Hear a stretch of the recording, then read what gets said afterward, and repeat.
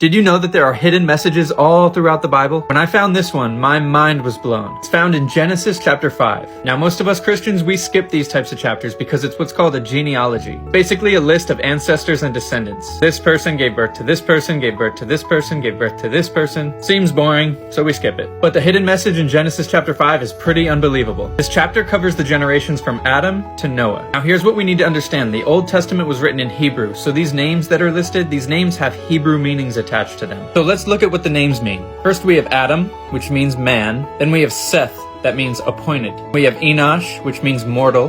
Kenan, which means sorrow. Mahalalel, which means the blessed God. Jared, which means shall come down. Next is Enoch, which means teaching. Then it's Methuselah, which means his death shall bring. Lamech, which means despairing. And finally we have Noah, which means comfort or rest. When we take these names and we line them up with their Hebrew meaning, it's going to spell out a special message to us. Here it is. This side we have the names, on this side we have their meanings. Look at the message that is spelled out here. Man appointed mortal sorrow. The blessed God shall come down teaching. His death shall bring despairing, comfort, and rest. Put it all together. Man is appointed mortal sorrow, but the blessed God shall come down teaching. His death shall bring the despairing comfort and rest. Now, does that message sound familiar to you? This is the gospel message. Man is appointed mortal sorrow, born into sin, separated from God with no way back to him. But the blessed God shall come down teaching.